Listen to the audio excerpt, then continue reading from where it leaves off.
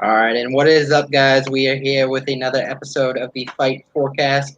Going to be a little bit different this week because Adam wasn't able to make it on with us today, but I have found an amazing replacement in AJ MMA betting. Um, he has been doing this for a while now. Has a podcast with Jersey Boys and stuff like that, so he knows his stuff. He doesn't give out betting knowledge on the podcast, which is perfectly fine. I'll still give you my information, but we're going to dive a little bit deeper into the DraftKings side of things today than we normally will. So we'll give you a little bit different side of things, and it's all about making you money at the end. So that's what we're here to do, is give you that knowledge to help you guys make money and help us make some money.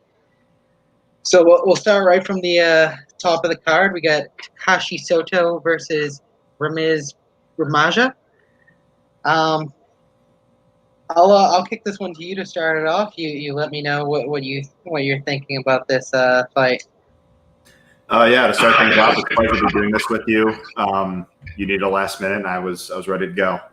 So I love to be doing this. And just as it pertains to this card, first fight of the night, I do think that we have some potential here where the fight could finish.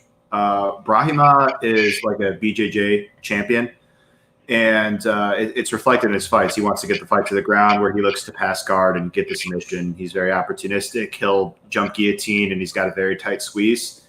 And so a fighter in Sato here who has been submitted in the past, even just his last fight against Muhammad's first submission victory, could do that here. But I tend to think that he needs to do it early, because one thing I've noticed with Brahima is the cardio is a liability. He definitely slows down as the fight goes on, and now we've got to factor in, okay, he hasn't fought in several months. This is a short notice fight technically. So there's even a chance that while I'm hopeful that his cardio and just overall skill set has gotten better from the time off in his youth, we still have that kind of those two variables there of like, hey, maybe the cardio isn't as good as even it was before. So I tend to think that if he wins this fight, it needs to be early. And I think that Sato has a pretty clear striking advantage. He's more technical. He's got more power in his hand, better defense, better footwork. So I think that Sato is live to earn a knockout here. And as it pertains to DraftKings, I do think that this is a fight that is interesting to target both sides. The odds indicate that there's a decent chance that it finishes. And I kind of see it as two scenarios where like Brahima gets an early sub if he were to win, whereas Sato wins this fight by knockout. Potentially he wins a decision, although I think a knockout is more likely of the two. Yeah, that's honestly kind of what I was feeling as well when I was looking at the fight. Satu definitely does have the the better fight advantage and stuff like that in regard to strength of schedule. Just fighting Muhammad. He's fought a couple other well-known fighters as well in his career. But he has shown, like you said, the ability to get finished, especially via submission. Personally, from a DraftKings side, if you're doing multiple GPP lineups, then I definitely do agree with you getting a little bit of exposure on each side in this fight. If I had to choose one of the two, if you're just making one lineup, I like Brahima a little bit better, especially at his price at $7,800. I think he has a little bit better of a chance to pay off that salary compared to Satu at $8,400. Betting wise, I don't think I'm gonna bet this fight at all. Maybe if Brahima goes up to around the plus 150 range, I would maybe jump on it. But what it is right now, I don't think it's personally worth betting, at least myself. I think it's a little bit too much of a toss-up fight to feel comfortable at where the line is right now on either side, personally. So when it comes to, I know there's different theories and stuff like that with fights and stuff like that. Are you one of those people that does not like to play the first fight of the night much, or do you not subscribe to that theory at all? I think it kind of depends. I think you bring it up because there's an interesting angle with that, and that sometimes we see those fights be lower owned because they're not like as sexy as targeting like the fights on the main card, especially on like a pay-per-view. We see those ownerships tend to be widespread. And so, like, yeah, to your point, this fight, first fight of the night, and it's a fight where, like, I think some people might not be sure which side is like the right side because the odds are close. Ramir is relatively unknown, making his UFC debut, but it's an interesting angle. But I kind of want to objectify like the fight itself rather than just like targeting it because I think it could be low owned, if that makes sense. Yeah, no, absolutely. I personally am not one of those people that ever worry too much about percentages. Um, I mean, you do, have to take it in play a little bit, but when it comes down to making lineups, I'm not, choosing one guy over the other just because I think that he may have a little bit lower of an ownership. I'm trying to make the lineup that I think can score the best. That's at least personally how I do it, at least. So the next fight we got Jordan Griffin versus Yusuf Zalal. Griffin was supposed to fight a couple weeks ago, ended up not being able to fight. I actually did like him in his last matchup. I thought he had the clear path to victory. Personally, I think the other side on this fight, he has shown in the past that he just is not very good at winning rounds. He can finish, but I don't really have faith that he can put up enough stats to be able to win a round if it does come to a decision. Another thing that absolutely worries me is his takedown defense. He only has a 35% takedown defense, which if this fight does go the distance, that is not going to look very well for him at all because I think that he has very well will get taken down probably 2 or 3 times at least. I personally do like Zal in this fight. I have him as one of my higher plays on the card when I ranked the fighters in regard to salaries and stuff of that nature and what I think that they can put up based on their salary. I have him as one of my higher plays this week. This is one of those fights that they think it's kind of a toss up if you look at DraftKings because they're at that 8,000 to 8,200. That's their toss up basically where they normally don't have leans one way or the other. But yeah, I like Zalal. I do have a small bet on him as well at negative. When I got it, he was actually even money. Now he's gone up a little bit. He's in the negative 125 range right now. So the money is coming in on him. People are picking him. I think that he will at least get a decision win with, like I said, 2 to 3 takedowns, be able to get some strikes in there as well to get you that decision win. I wouldn't be surprised, honestly, if he got a submission win either. I think that he does have the ability to sink in that submission when he goes for the takedowns. So, I mean, I wouldn't be surprised if he gets a late submission victory also. Well, what about your thoughts here? Yeah, I agree with a lot of what you said. I think that there's certainly more upside with Zalal. He's the guy that's much younger just in terms of age and his MMA career. I do think he's got a good skill set. He's fast. He moves on the outside. He avoids damage and striking exchanges. My thing here, and why I'm saying that, looking at the odds now, is I think that there's a little bit of recency bias here, and that he looked very good in his debut. But I think the part of the reason why he looked very good was he was just so much faster than Lingo. And while I do think he'll be a bit faster than Griffin here, I don't think the speed advantage will be as pronounced. And I don't think, to your point, the Griffin takedown defense is a liability, no doubt about it. And Zalal hasn't shown to be the most efficient wrestler, but I tend to think that he could get Griffin down if he shoots several times on him. I think he has the cardio for it. And so it kind of just depends on can Zalal threaten Griffin from the front headlock for me, because everything that I've seen from Zalal is that he's not a great top control specialist. He could take guys down, but he tends to struggle to keep them there. And so even though Griffin has struggled to get up from bottom in the past, I tend to think that Ige and Skelly and even Brown are better wrestlers. So why it's interesting though for DK for me though is because I tend to think that there could be some scrambles here and some grappling. Like just looking at all of their fights, Zalal's and LFA, except for the ones where he gets like a quick KO. But for the most part, these guys go to the ground. And even if the fight doesn't finish, I think that the winner has a chance to put up a reasonable score, especially relative to their prices. Maybe I'm not expecting 100 points, but 90 points for the winner here.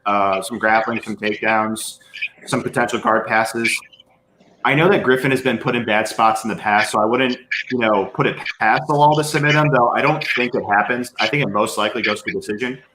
So I understand both sides here. Again, I think the odds are kind of reflective as to how predictive the fight is. I realistically could see it going either way. It should be competitive.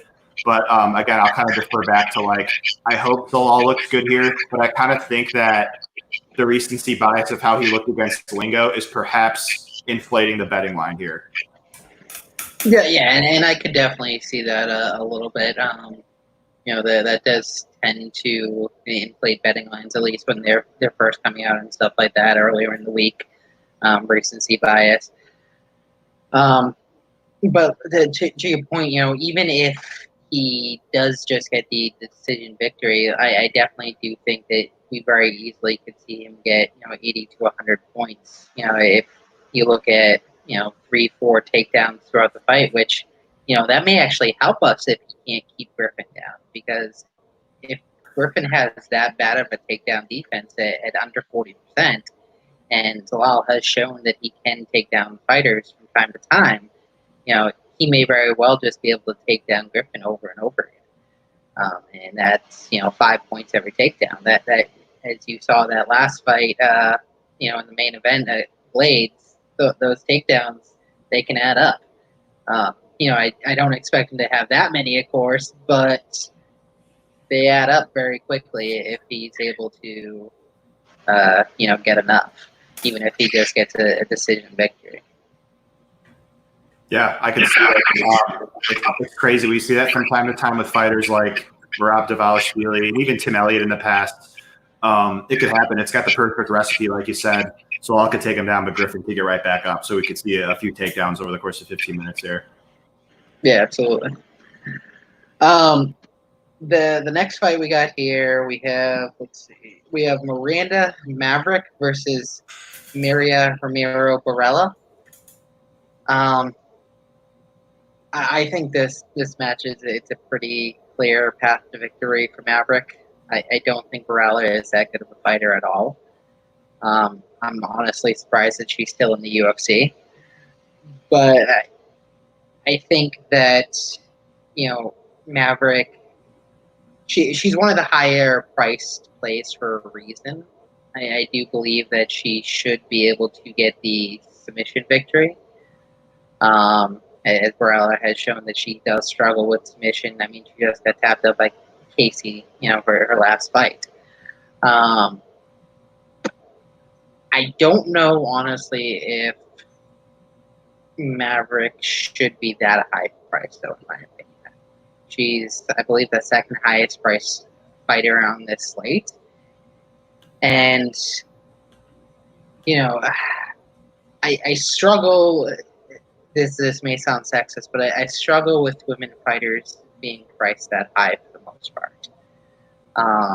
Now you do have some of your women fighters like Nunez and stuff like that who, can score with that price point, but most fighters, from what I've seen, from women's fighters, they do tend to score less for the most part on DraftKings. At least maybe, I could be completely off about this, but from what I've seen on the fights that I've, looked at it and had rostered and stuff like that, generally they do seem like they're lower owned, which is good, but they do have the tendency to sometimes score less if they can't get the finish.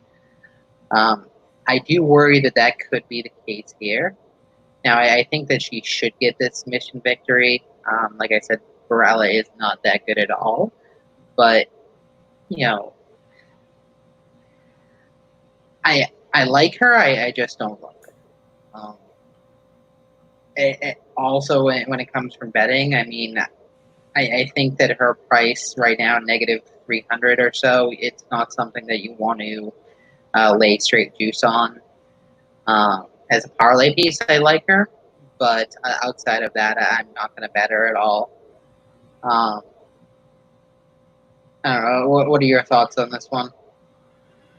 I agree with your take in that. Like, she should win and everything. The thing, though, is Miranda has actually pulled out of this fight as of like a few hours ago. So, Oh, I guess I did not see this. no, it's all good. It kind of just like, I think it was just from like one report, and then everybody kept like retweeting it. So like everybody kept retweeting like the original tweet, so it could have been missed. Gotcha. But yeah, I think they're looking for a replacement for Brella. It wouldn't surprise me if they found one for her because of how they've been racking them up recently with short notice replacement. So we'll see how it goes.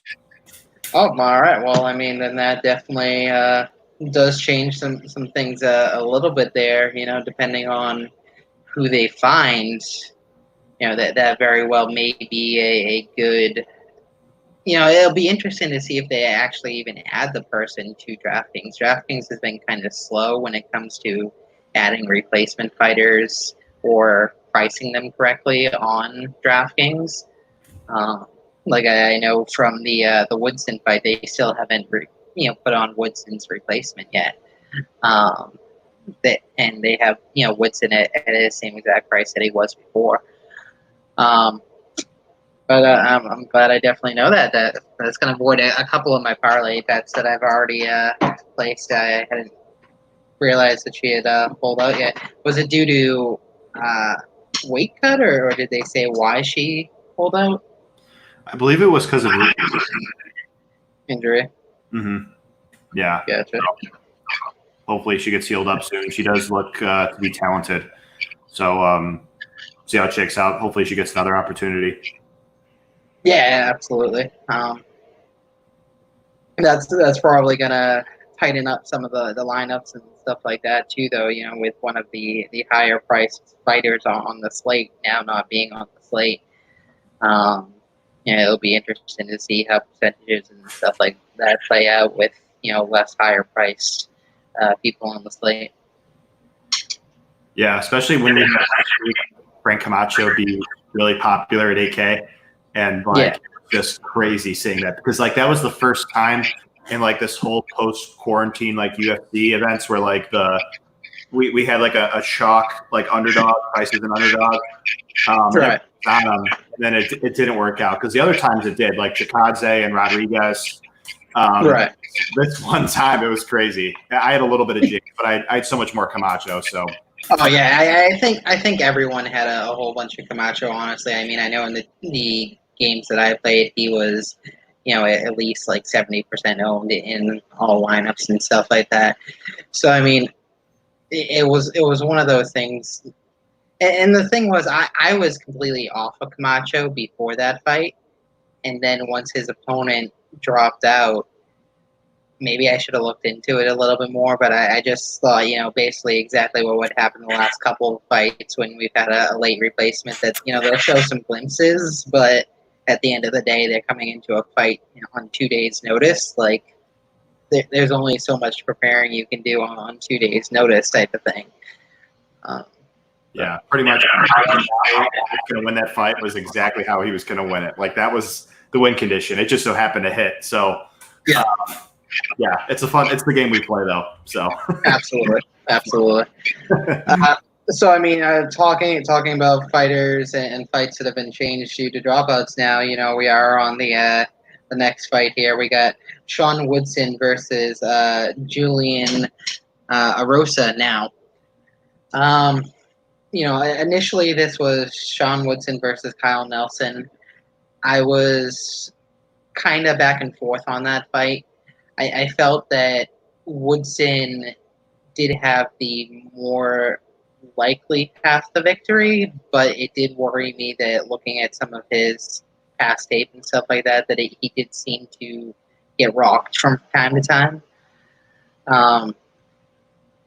That does worry me a little bit, especially where we bring up Camacho and stuff like that. That something like that could happen where he has shown the ability to get rocked. I don't think that's going to happen this fight per se. Now, granted, I haven't looked into Julian Erosa much. I just looked into it quickly before we jumped on. But in my personal opinion, I think I'll be a lot higher on Judd Woodson now than I was beforehand. Where beforehand, honestly, I for GPP at least, I think I was a little more on Kyle Nelson. Betting wise, I'm not going to touch this fight at all now. Woodson is like a negative 500 favorite, and that is just way, way too high. In my opinion, it's not worth adding to a parlay or anything like that with the, question of what can happen like we saw in the Camacho fight. So I won't be touching that line at all. 8,700 though, I do like Woodson a fair amount now on DraftKings compared to before, where he has shown the finishing, possibility to finish fights either via knockout or submission. So I definitely do like him a lot more now than I did before on DraftKings.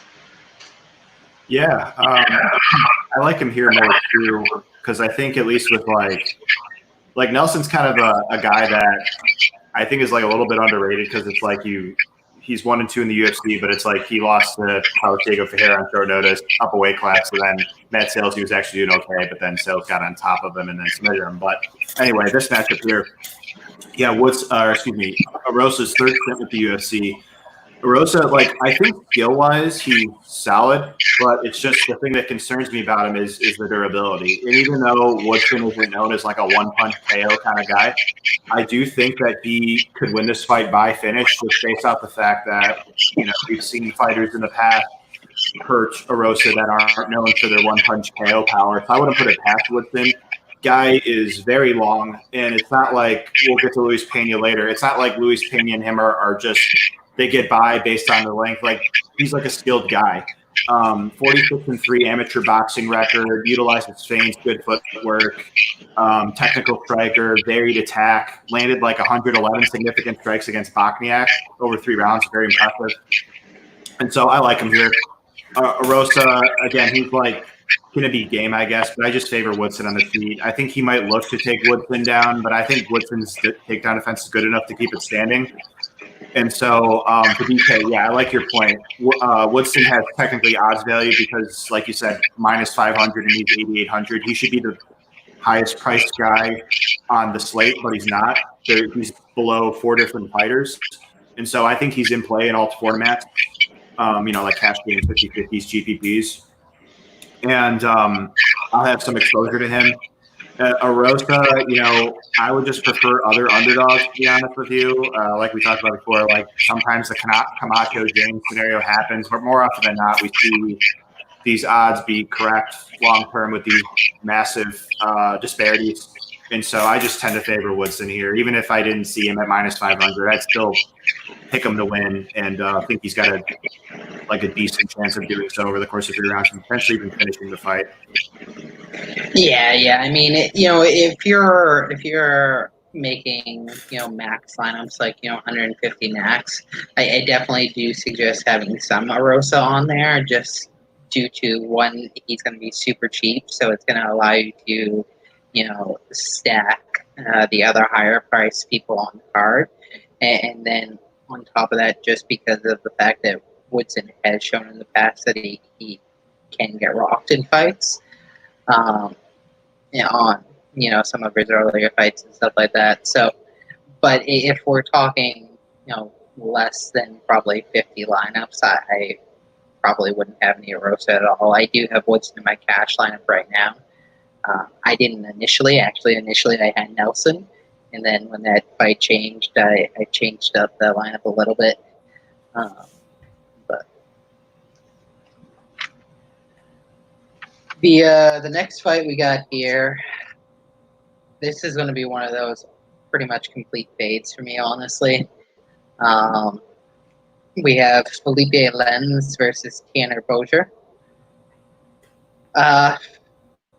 Lynn's kind of coming into the UFC on his last fight against Arlovsky. He had some, you know, a lot of push behind him coming off of his PFL championship win and stuff of that nature.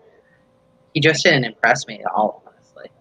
Um, I think he's very much a patient fighter, a counter fighter, um, and that for DraftKings just is not really something that I want to have on many teams.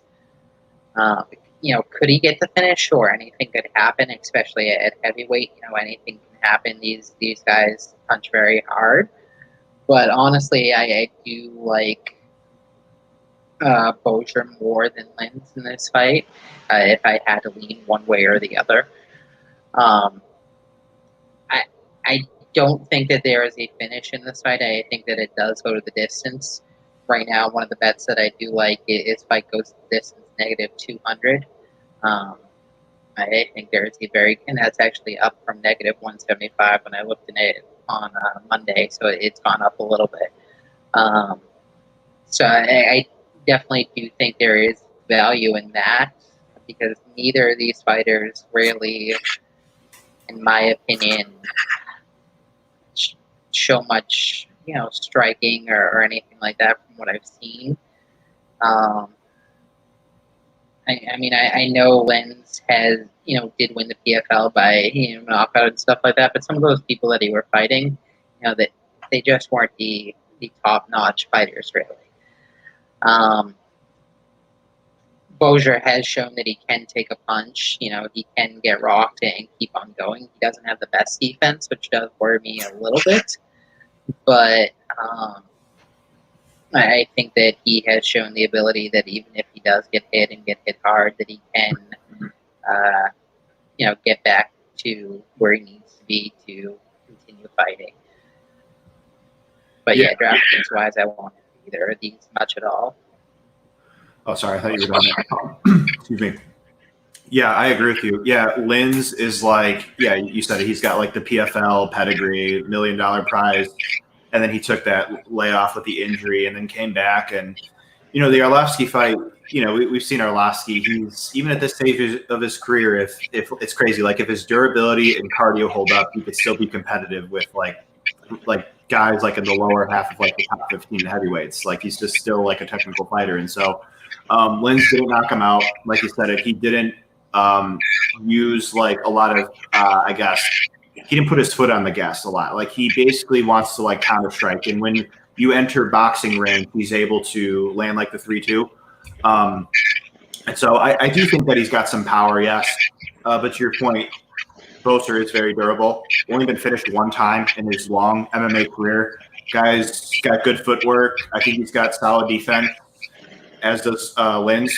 So they're like pretty agile heavyweights. And so, like, yeah, they're both durable. And like you said, a finish can materialize here. But I tend to think that it goes to decision. And in that scenario, I'm going to favor Bozier. I just think he's a bit better of a striker, despite the slight reach disadvantage.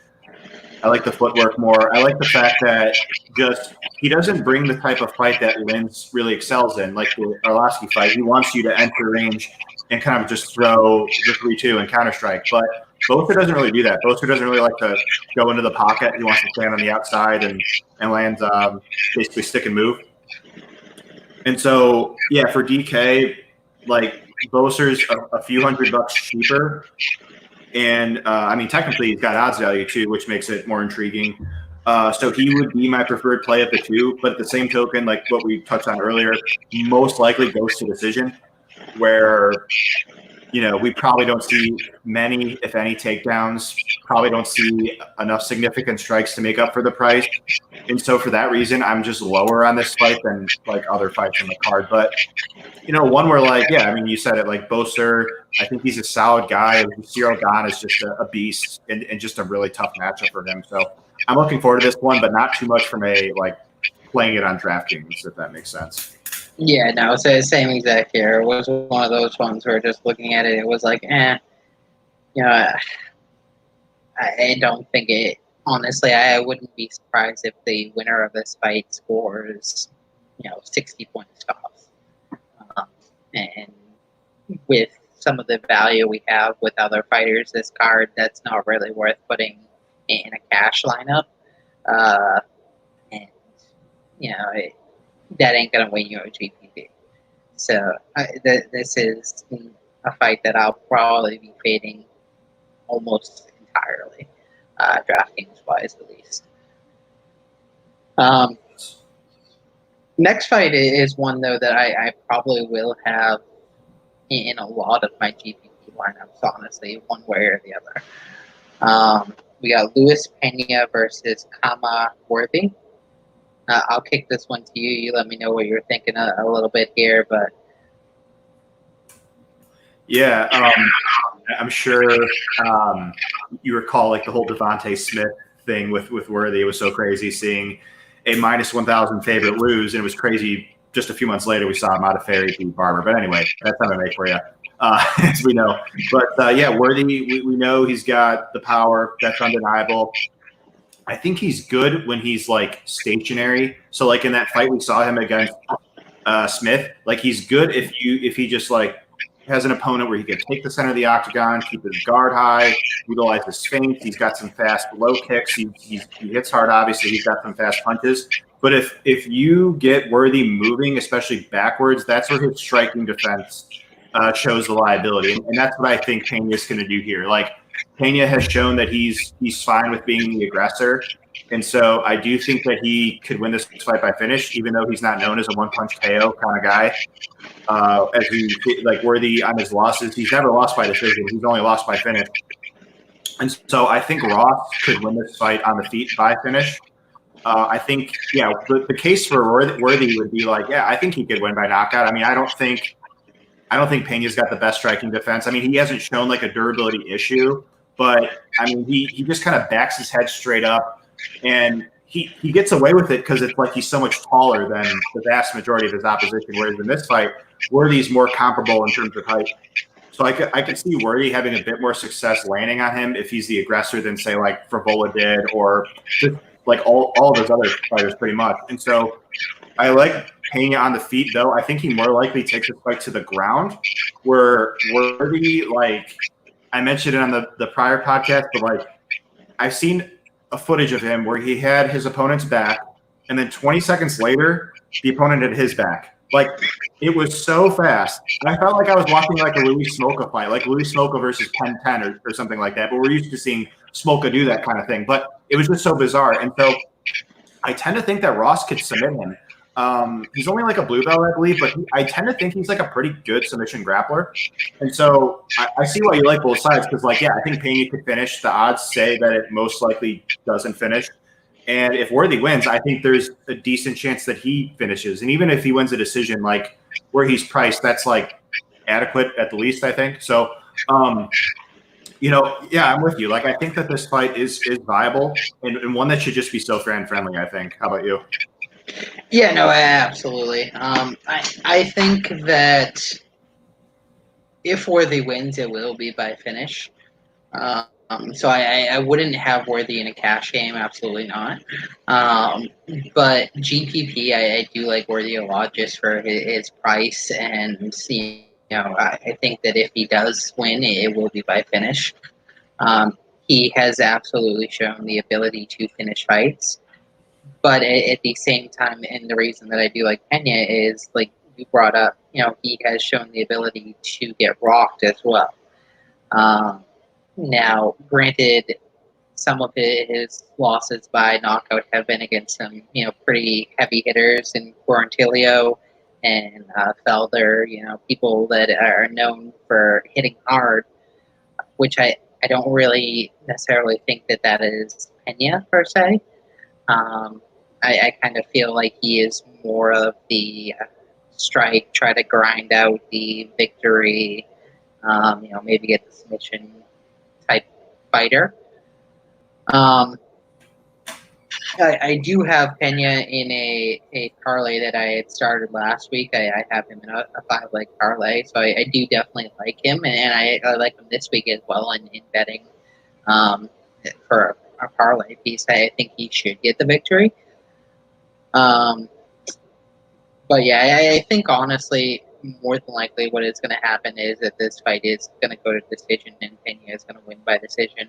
I think he's going to kind of use his length and his height to be able to strike, maybe get a couple takedowns here or there throughout the fight, um, and win by decision. Uh, I mean, could he get the finish? Absolutely. And if you are a prop type better, right now Pena is plus 450 to win by KO TKO, which isn't the worst odds in the world for someone like Worthy that has got rocked a good amount in the past.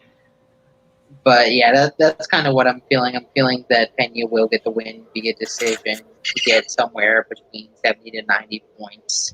But he has the upside to very well get the finish and score over 100 points, which is why I like both sides so much in GPP. And I think that when we're talking about higher priced guys, I think the way that Pena fights, he may be one of the lower owned higher priced guys. Um, just due to the fact that he's not really, one of those guys that you look at his record, you look at his fights, and you go, oh, he's going to finish this fight. And, those are normally the guys that people that don't follow MMA too much just play the games to play the games. They're not going to necessarily look at him and think that's a guy that I want on my GPP lineup, which may keep its percentage down some. So I probably will have a good amount of both fighters in GPP. Yeah, to add your point real quick, yeah, I do agree with that, especially because, like, one more thing, Pena, just looking at his DraftKings log, I think he's only topped like 100 points once. It was against Wyman, I believe, or maybe Mullen too. And so, yeah, I do like that because people on DraftKings, they feel more confident paying up for those fighters that they have more conviction on that will put up big scores that they win, whereas Pena, we've seen him a few times dud, so to speak, DraftKings wise. So I do like that point. He should be lower owned, I would think, lower owned than like Perry and Allen. So, I mean, honestly though, I don't think that a lot of fighters this week, if you just look at their logs, that a lot of the higher priced fighters this week, really jump out as a guy that you feel 100% confident about, paying up for. This isn't really a card where I look at it and, like a Nunez card or something like that, where, okay, I feel confident, the Blades fight, I feel confident paying that 9,400, knowing that, I can look at his log and, he's going to get me over 100 points, whether it's by finish, whether it's by takedowns. There's no question he's going to get 100 points unless, a lucky punch hits. I don't think there's a guy like that on this card or a girl like that on this card that, it's a guarantee that they're going to get over 100 points. Sure. So the next fight we got here, we got Jin Yu Frey versus Kay Henson. I'll kick this one to you. What's your thoughts on this one? Yeah, both women making their UFC debuts. It's nice to see them get a shot after fighting in Invicta a few times, and yeah, just it's probably been noted to most people. I'll just say it here again. Jin, like Jin Hu, Jinny. I've heard it pronounced a few different ways, but she is a woman who has fought her career exclusively at atomweight, 105, whereas Hansen has fought at strawweight the most of the time. The one time she didn't was actually she fought at flyweight, and so Hansen, I think there's a chance we see her have a physicality advantage here. And also she is very young, and she's at like that age and point of her MMA career where I think kind of like a similar example, like a Jamal Hill, like they get signed to the UFC early, and we see these like big jumps each time they're out there, basically. And so, I think she's obviously got a ways to go to be like the next champion, but I do I do feel like optimistic that she could get better because I really like her grappling. Like she has shown that she can land and attempt multiple takedowns over the course of 15 minutes. And just really quick on DraftKings, I think that makes her kind of sneaky because she's brand new, making her UFC debut. Not a lot of people know about her. And I tend to think that she could just land a lot of takedowns in the scenario where she wins. Not necessarily expecting her to finish, but again, she could land like takedowns in volume. And at like, what is she, 8,500? Could I think 84, but yeah, like 80, 85. So I tend to think that she could score well if she wins. And I tend to like her in the matchup to win. Again, I do think that what I noticed with I'll just say Jinhee, she gives up the clinch like a lot. She does. She kind of backs up into the fence and kind of circles one way. Where I think Kay could clinch with her and kind of just use the physicality potential advantage to just keep the fight there and then start to look for the takedowns. I do think that Kay's wrestling has like a ways to go in terms of like proficiencies, but again, if I like assuming like if we're assuming like the physicality and we're assuming that she could get the clinch position, that already puts her like in a better chance than she otherwise would to get the takedowns. And so she would be my preferred play of the two because how I see Jinhee winning is like a lower output striking based decision. I do think that Jinhee is like the better striker, but she just hasn't shown to be like a one punch KO artist or a fighter that really just like lands in volume. And so and we're talking about underdogs. We mentioned some other underdogs. Excuse me. I mean, she's not that cheap for an underdog. Like she's 7,700, which is like obviously not a bad price. But I tend to like other underdogs on the card that are cheaper. I mean, we've got Hooker, Volante, Worthy, like we just talked about. So I do think that like there's more upside with Hanson based off like the experience, and I tend to think that she has like more upside in DraftKings because she is the grappler here. What do you think? I can see where you're coming from. Honestly, looking at the tape that I could find of these two fighters, it I kind of liked Frey a little bit more, honestly. I do agree with you that Henson uh, does, that is kind of her game plan, from what I can tell, that her game plan is to try to get the clinch, get the takedown, grind out takedown, stuff of that nature. But I don't know if her takedown game is as good as we think it is. She's very strong, from what I could see, but I didn't really see her in the couple fights that I watched secure too many takedowns. Now, maybe I just didn't watch enough tape on her, but from what I could see, she goes for the clinch. She gets the fighter against the cage, and she kind of holds them there. Will throw some strikes from time to time. Frey, I saw that, like you pointed out, that she does get put onto the cage a good amount, but she was quick enough or strong enough to get out of that area and circle around, get some strikes, so on and so forth. So I do think that I don't think that either fighter finishes the fight, but when it comes to DraftKings and betting, I do like Frey more. I think that she'll be able to throw enough strikes over the course of the fight to be able to win a decision. I do have Frey in my cash lineup right now, subject to change because she was one of those ones that I was kind of iffy about compared to the other value. She's who I went with most. But I do think that she should be able to score, in the 50 to 70 range for DraftKings. I don't think she'll be amazing, but when it comes to cash, I think that's good enough for a cash lineup. GPP, I'd probably go Henson maybe a little bit more just for the possibility of the takedowns. And like you said, I think that she will be more lower owned, where she's not a big name per se coming into her first UFC fight. People aren't gonna look at the tape like we do and stuff like that.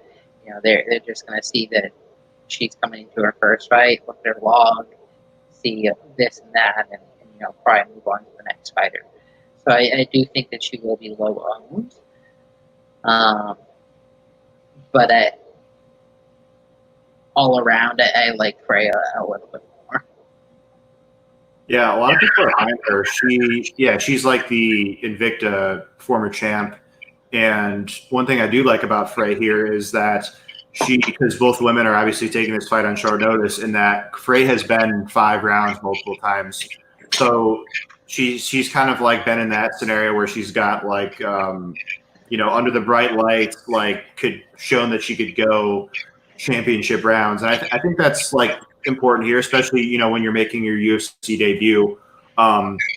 We've seen fighters in the past, like perhaps the moment gets to them. So, I see what you're saying. And it's like a fun fight that I'm looking forward to. Like we kind of touched on, not like one that I'm like going out of my way to target in every single one of my DK lineups, but one that I'm like fascinated from a viewership perspective. Yeah, absolutely. Absolutely. So the next fight we got here, you mentioned this one a little bit when it comes to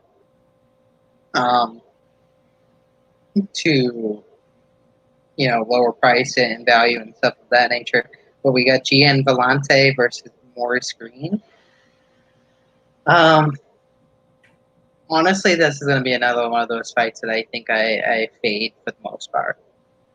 I just, if I had to go one way or the other, I'd probably go Vellante. I don't think Green is going to do enough to be able to justify his price. I was actually surprised that he's pretty high priced on DraftKings. If I remember, he was like 86 or 8,800, something like that, which I thought was a little high priced for him. Vellante does throw a good amount of strikes. He throws and lands 4.2 strikes per minute. He does eat a good amount of strikes. He eats over 5 strikes per minute. So, I mean, could we see the finish there by Green? Yeah, I guess. But I tend to lean Vellante, think that he could get a decision-type victory, but it's not really something that I love too much when it comes to DraftKings or betting-wise. Green is negative around 225 right now, which I think is just too high when it comes to betting for someone that honestly hasn't looked that great, in my opinion, in his fights. So, yeah, this is going to be a pretty much complete fade for me. Green just doesn't eat enough strikes in order to really feel too confident. Vellante under 3 strikes per minute. A little over 3 strikes per minute. But still, not enough to really feel confident that Vellante could get the finish. And I'm not high on Green at all. So it's going to be a fade for me for the most part. I'm higher on the fight for DraftKings than you are. I do tend to think that there is a chance that the fight could finish here. Like we know Vellante's got like that brawling style. Like just looking at his fight with that Herman, they were just standing and trading. And while neither guy didn't get knocked out there, there's still that presents like a bigger opportunity than it otherwise would. And Green's kind of like he's not as down for the brawl as say Vellante is, but just looking at his fight against Albini, he hurt Albini, and then he couldn't put him away. Albini got up, and then Albini closed distance and actually hurt him. And then Green obviously rallied back and then got the finish. So I actually do think that the fight could finish here. It's interesting, Vellante moving up to heavyweight. I do favor Green, though. I think he's got the more varied tools on the feet. He's the longer fighter. And, like, Vellante striking, it's like he carries some power. Yeah, sure, he could just knock Green out if they brawl. But, like, he just mainly throws, like, the 1-2. I wish he would just vary up his attack a little bit more. And so I have to think, though, but for DraftKings, if Vellante wins, I do think that there's a decent chance it is by KO. We saw Pavlich, I think, is like a stud and a guy that I think is like kind of on the rise. But Green has also been hurt in other fights, like on The Ultimate Fighter. And so I wouldn't put it past Vellante to hurt Green in a brawl and finish the fight. However, I'm going to favor Green, though. Again, just the striking advantage, and Vellante just doesn't really go for takedowns. And even if he did, Green's got a guard game. Green's also like the glory kickboxer. So I will actually have a decent amount of both guys here. And I do think, to your point, people will kind of be off Green because he's out on a losing streak. And because he, has been struggling to, like perform, maybe like underperformed in some spots. Like I actually did think he was going to beat Olenek. Pavlovic, I thought it was a tougher matchup, but I do think that this is a fight where a finish can materialize and one that I'll have exposure to for that reason. Yeah, I mean, if you're doing multiple lineups, I'm not saying that I'm going to completely fade the fight. I'm sure I'll have them in a couple lineups, but compared to some of the other fights that we have on this card, I definitely will have a lot lower ownership on this fight. Just because, I mean, could that happen? Like you said, yeah, they have shown in the past that they can finish fights, but it's been like 6 or 7 fights since Vellante finished a fight. Green's been on a 2-fight losing streak, so neither of them have really finished the fight recently. So it's just not one that I love too much when I looked into it personally.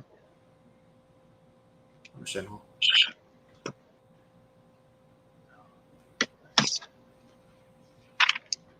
Yeah. So next we got Brandon Allen versus Kyle Dukas. I'll kick this one to you. Allen is the highest priced fighter on the slate. What are your thoughts on this one?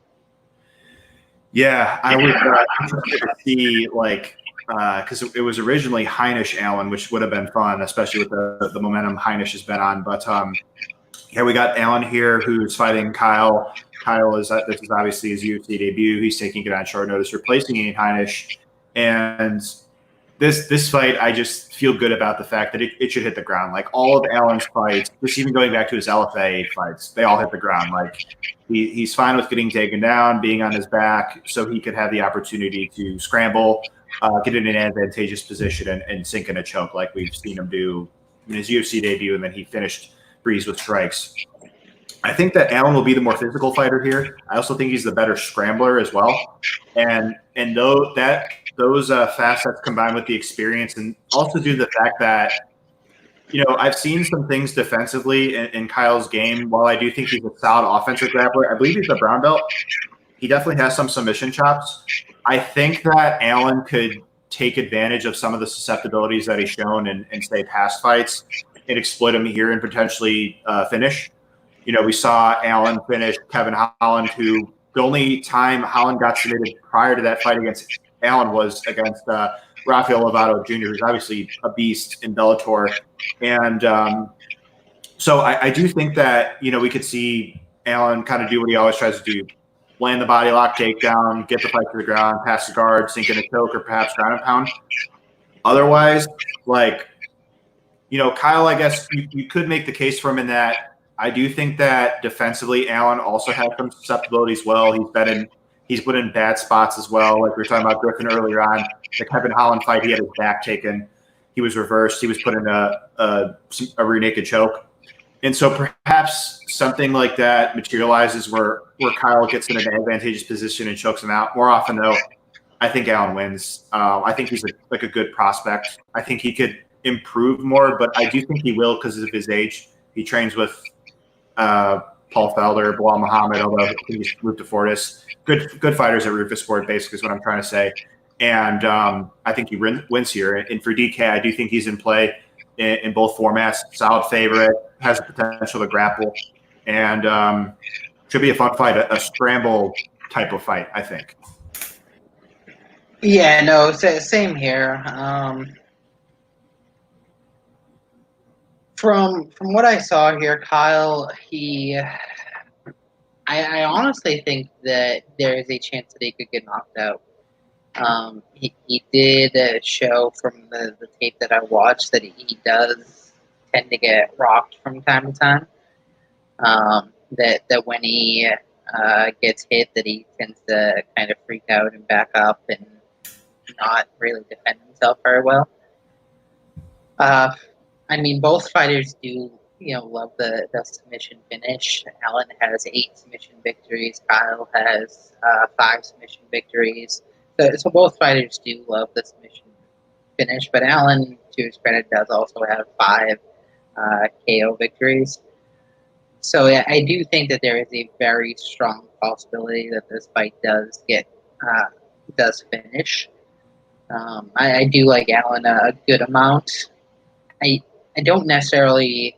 I mean, I guess on this card I can understand why he is the highest priced fighter, but there is that unknown there where he's a prospect fighter and not necessarily a huge name that I think could possibly actually be good for GPP due to the fact that I think what we talked about earlier fights that people may not necessarily be as high on him unless they look into it.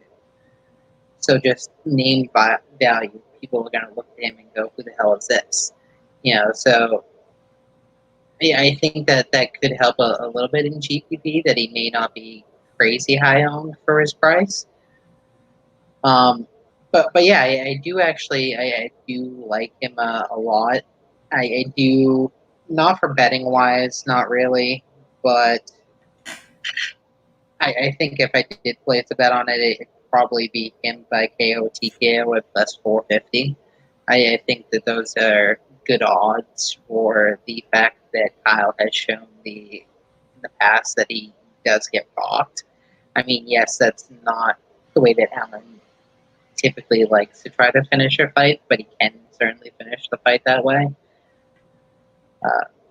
So yeah, I will have a lot of Allen, probably not much Kyle at all in this fight.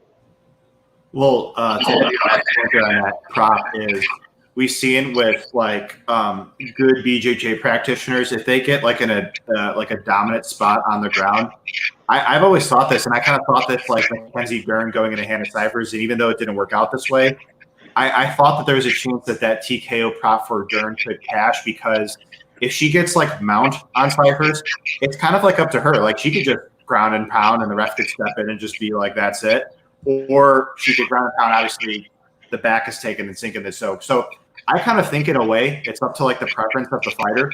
And so that would kind of be like how Allen could like TKO him without doing it standing, if that makes sense. So you gotta there's like a couple different ways that can materialize if you understand what I'm saying.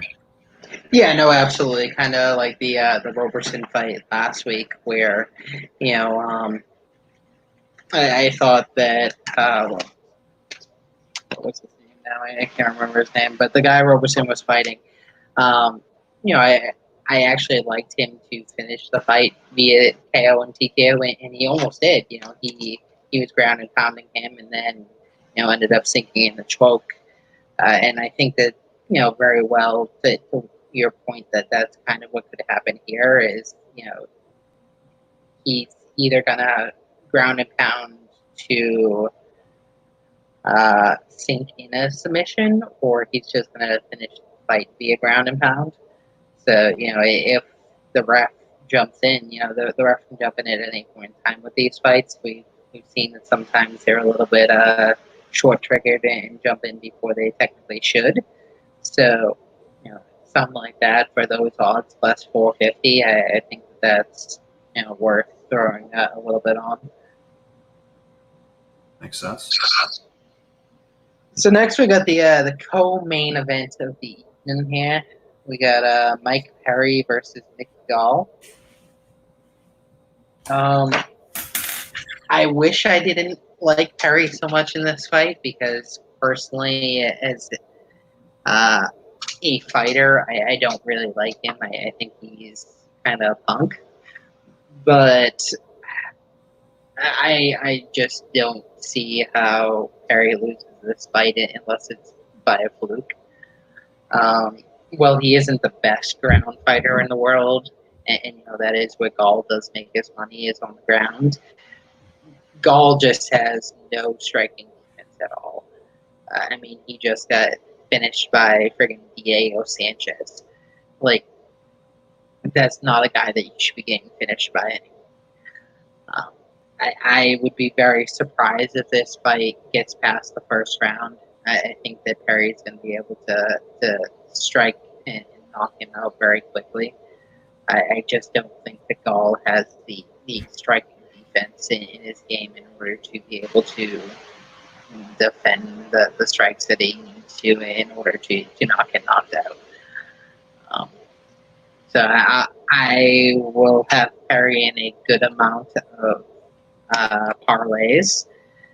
At his price, I don't think that he's worth betting straight up at negative 330 range. Still too much to bet straight up, but you could make a case for it at least, I think. And DraftKings wise, Perry will probably be one of my top 3 highest owned fighters of the card, just because I don't see how he doesn't get the finish, honestly. I think this is a pretty decisive fight. Yeah, a lot of people are right there with you. Perry all week. It's and yeah, I mean it's hard not to think that it's a favorable stylistic matchup for him. I mean, there's some like lower percentage stuff that gives Gall like a chance. Like Perry's fight IQ at times, referring to the Cerrone fight, of course, with the decision to initiate the grappling. But it was kind of more so like they said it after that. Like it was Perry was working with Jackson Wink. Cerrone just left Jackson Wink. So Perry like kind of said after that was like he described it as like Jackson Wink versus Cerrone, not Mike Perry. But anyway, so yeah, Gall basically has to get him down. But I just like to your point, I question the takedown proficiency in order to do so. Like I trust that Gall is improving just based off youth and doing good work with good chilling in those guys. But I tend to think you need to be a solid wrestler to take down Perry and make it be significant.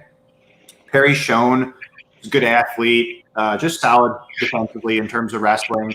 Even when he gets taken down, he does a good job, assuming he's not gassed like in the Ponzinibbio fight or taking a lot of damage, that he could get right back up, like the Dick Ellenberger fight. And so I just tend to think that Gall needs to kind of submit him in like a scramble, like where like Perry like gives his back up in the clinch or something like that. But yeah, why people like Gall, and I'm sure why you like Gall, is because like he just has so many clear paths to victory. Like his wrestling should be able to keep the fight standing, and he's got a massive striking advantage, more power, more technical. Just got the much better tools, more volume, just the much more comfortable striker. And so, like, yeah, I mean, he's coming off a tough loss to Jeff Neal, and there's like some other intangible stuff, obviously, but it's like really, it's just such a strong stylistic matchup for him, and that's why we're seeing him as such a big favorite. So for DK, yeah, like Perry's going to be popular, but he's like a good play. I mean, I always think that to myself, like if somebody's going to be popular, but I know that like they're a good play, I'm just going to play. I'm like, I'm not going to let the ownership discourage me. And so, yeah, like Perry's definitely in play. Gall, I will just, and I'm only saying this because I make like tons of lineups in DraftKings. I will have a little bit of them just because I think his path to victory here is by like a quick sub. Like we've seen before, like the cardio is just a concern for him. So I kind of think he needs to do it early while they're like both fresh. So, yeah, but I don't want to overlook Perry much more often than not wins this fight. And he should win here, assuming we're getting the best version of both fighters. Yeah. Yeah, no, if you're making multiple lineups, normally I make about 20 lineups on DraftKings. If you're making, 50, 60 plus lineups, then I'd probably say I have a little bit of Gall, just because if he does win, it will be by finish. I don't see him grinding out a decision victory. He's shown in the past if he wins, it's going to be by sub. He's going to score a good amount of points. And with Perry probably being maybe the highest owned fighter on this slate, having Gall score you 100+ points, that's something that very well could win you a GPP. But unless you're making that many lineups, I think you stay away from Golf completely. I may have him in one lineup just as that, what if type of thing, because I normally like to have potential fighters in at least one lineup just in case, making 20 lineups, but I won't have him in more than one. Yeah, I expect him to be super low owned, and if he comes through, he's going to come through at a low ownership, a low price, and there's a chance he's on the GPP winning lineup. So, like we said at the beginning, like if you make a ton of lineups in DraftKings, you can make a case to play anybody. So, right, exactly. Yeah, I mean, it very well could be like last week where you saw that the guy fighting Camacho is, he was so low owned, got that first round finish that if you didn't have him in your lineup, you more than likely weren't winning that GPP. So, I mean, could it be something like that where, the guy that had the balls to, take Gall ends up winning the GPP? Yeah, but I don't really see it happening that way. Tend to agree. So now we got the main event of the evening here. We got Dustin Poirier versus Dan Hooker. I'll kick this one to you, and you let me know what you think, and then I'll close it out. Yeah, it's a very awesome, just a straight up awesome lightweight fight. I think the winner of this fight gets Ferguson, and so certainly there's some implications here. I tend to like Poirier more, though. I think he's got like the better resume, and it's going to come down to ranges. I think Hooker will excel the most when it's that kicking range. He's the longer fighter, 3-inch reach advantage. I think he could kick the legs of Poirier, who has shown susceptibility to leg kicks in the Jim Miller and Justin Gaethje fight. And Hooker could also hit him with straight punches.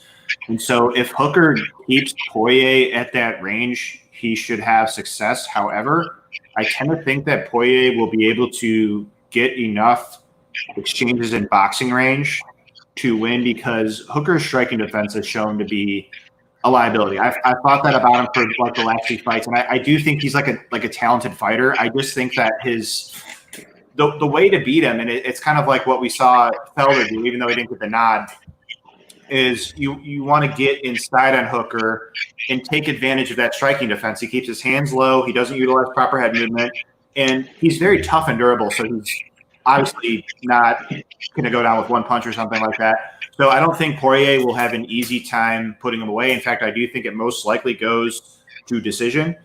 But why I like Poirier is because I think that he could answer the low kick of Hooker with a straight left counter like he did against Gaethje, because Gaethje went to the legs early, and that makes sense. But he kind of slowed down because of Poirier's response to that call. And so I just tend to like Poirier more, the better defensive fighter, better footwork, better movement. I also think he has got more punching power, even though Hooker's got good punching power himself. So I tend to think it's like, like a fight where it's like competitive in a way, but it's kind of like Roberson Vettori. It's like it could look a lot less competitive and more in favor of one fighter if in that scenario the fight went to the ground, and in this one if the fight plays out a lot of the time in boxing exchange. So I'm on Poirier more of the two. Hooker is a live underdog for DraftKings. I think Hooker is in play. He's 7,500, and I have to think that he puts up a big score if he wins. He could win by finish. He could win by like a volume-based decision where he'd score fine. 99 points last time, I believe, against Felder. So that's certainly good at that price. I'll also have Poirier too, though, just because I think he wins more often, this fight more often than not, and he could potentially mix in a couple takedowns, though I don't expect the wrestling to be a compelling element of this fight. Though he could mix them in to seal off rounds and win a striking-based decision. So I'm on Poirier more of the two. How about you? Yeah, no, I'm the same exact way. From the start that this fight was announced, I was on Poirier. I actually put a bet right then and there on Poirier. I think I'm at negative 175. He's up to about negative 220 now. So he's jumped up a good amount since the fight got announced. But um, yeah, I like him a lot. I do think that the case can be made for Hooker on DraftKings.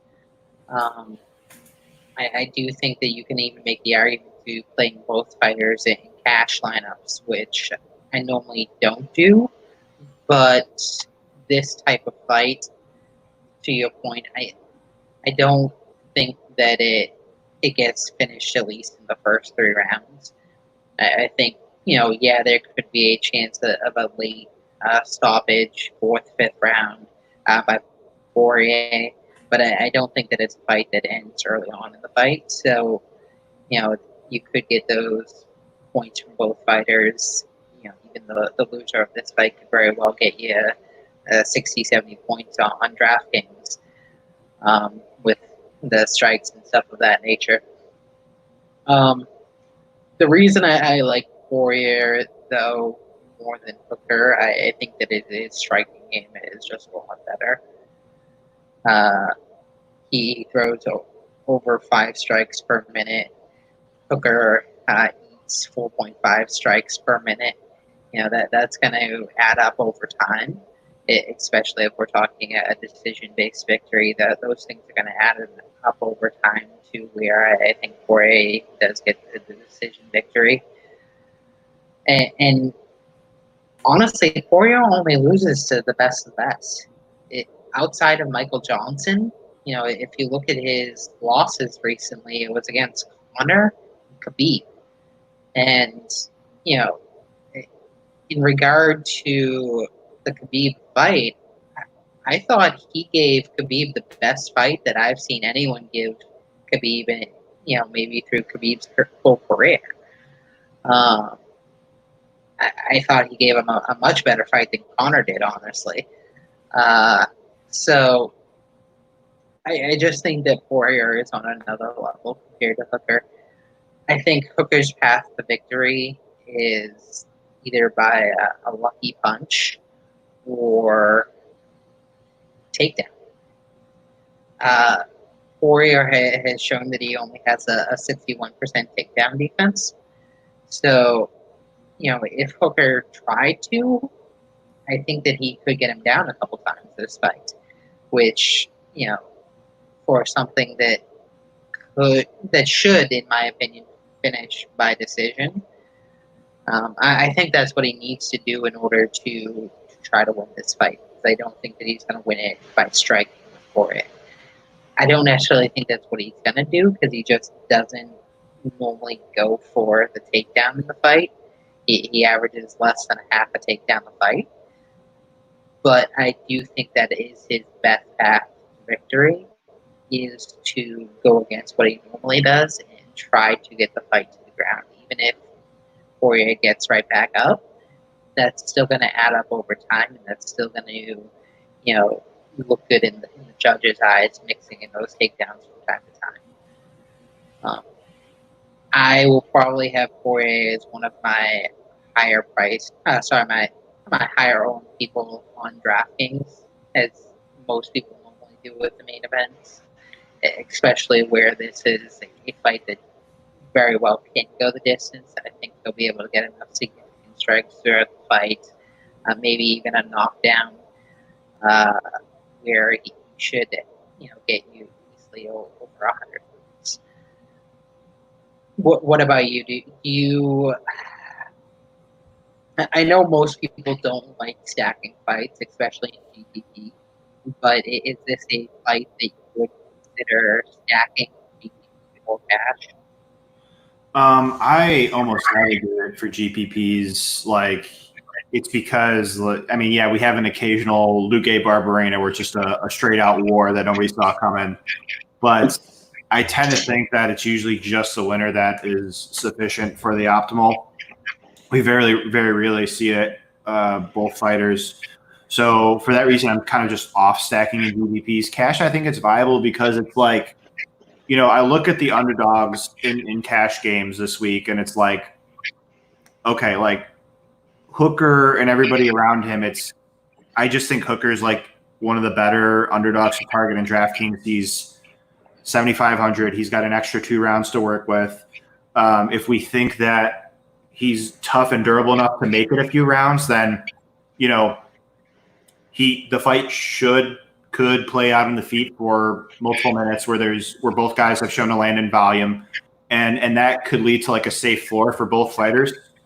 And so like it's kind of just like an opportunity cost thing for me. Like it's a week to week basis, but like on this card, it's like, okay, which other underdogs am I really like think are so like super viable in cash games? And I tend to think like Hooker is like the best or one of the better ones, just objectively. I mean, we've got some fighters that are priced below him, that can maybe go the distance. I mean, I thought Nelson was interesting when he was in there, but like looking at the finish prop relative to some of these fighters priced below him, like Pena has a chance to finish Worthy, Perry has a chance to finish Gall, like Allen has a chance to finish Dauskas. I understand that you can make a case for like all these guys, but I tend to like Hooker the most of that range, just based off he's in the main event. He's very tough. He's durable, and he could rack up some significant strikes over the course of however long the fight goes. So, yeah, no, I kind of agree with you there. Right now, in my opinion, there's only 2 fighters that you could really make an argument for when it comes to, at least from what I see in cash, for underdogs, and that's either Hooker or Frey. Right now, I have Frey over Hooker, but the more that I consider it, I think I'll probably end up switching to Hooker from Frey.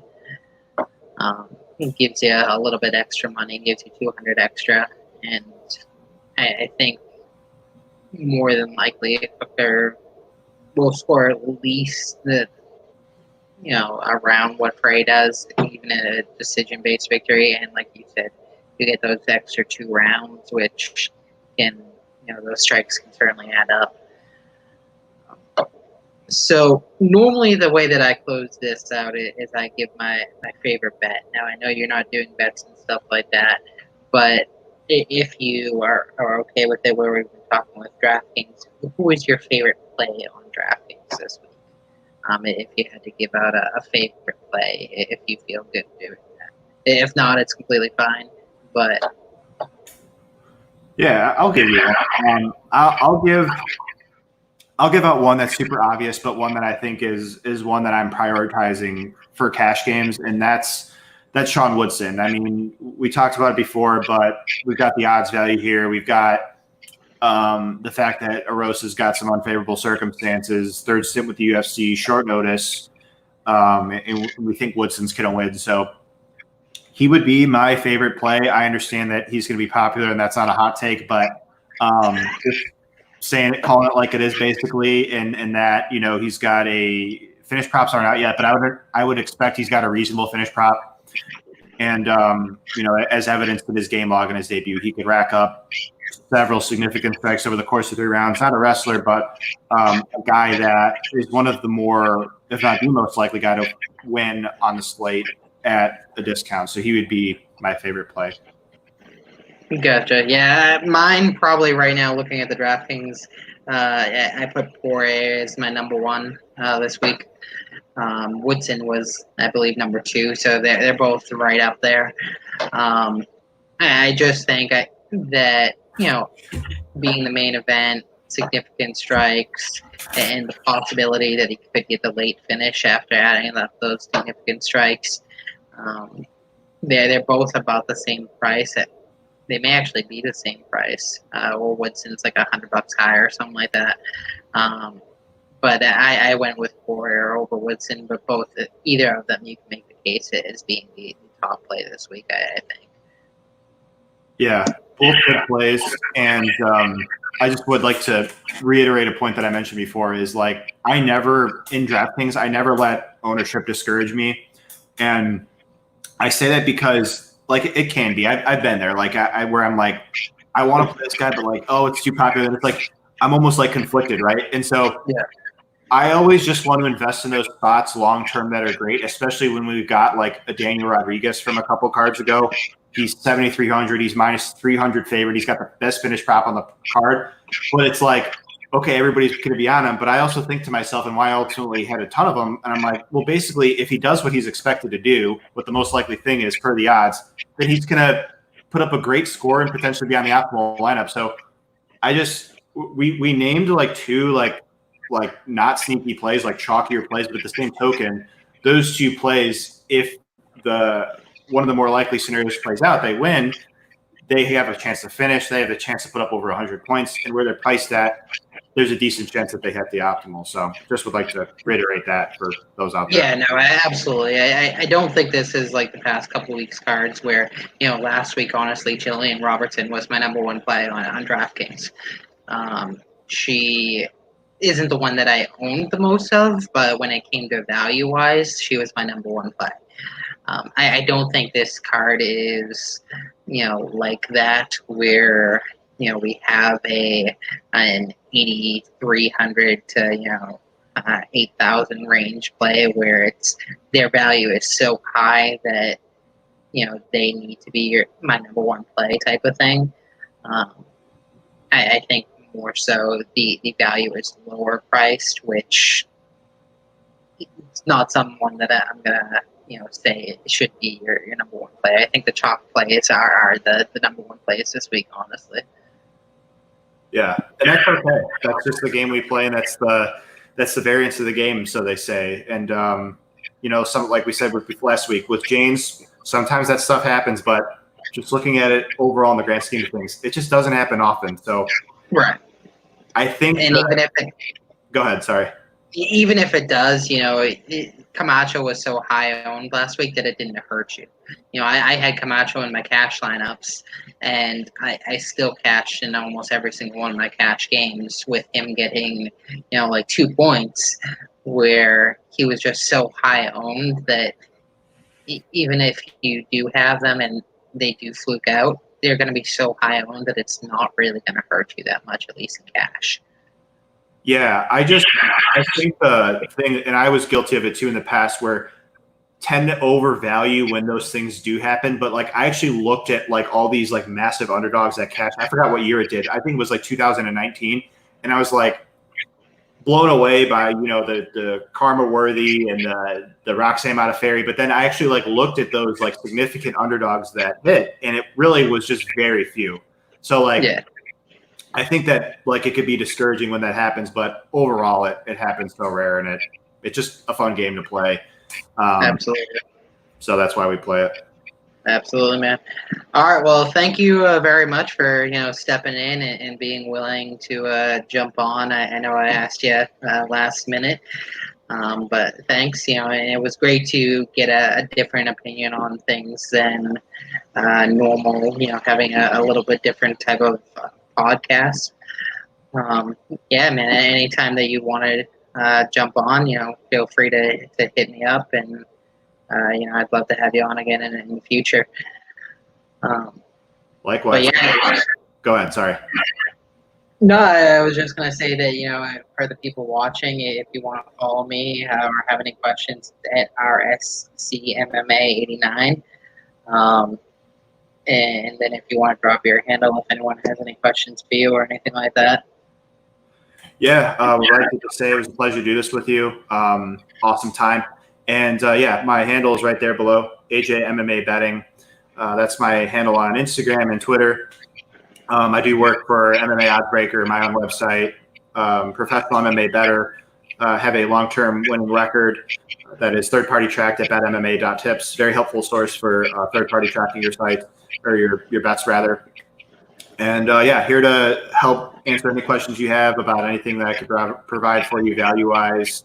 The subscription, the paid content that I provide you would be my bets for the events, the notes that I take for every fighter on the card that is lengthy in detail and easy to read, legible. Computer, of course, PDF. and also a 2-hour audio breakdown, in-depth breaking down the entire card. So that is the content that I provide, should those of you out there providing my services. But other than that, just like to thank you again. It's a pleasure to be on with you, and really awesome to these fights. We got awesome fights ahead of us for Saturday that I'm really looking forward to. Yeah, absolutely, man. Let's make some money. Absolutely. Take care, bud. You too.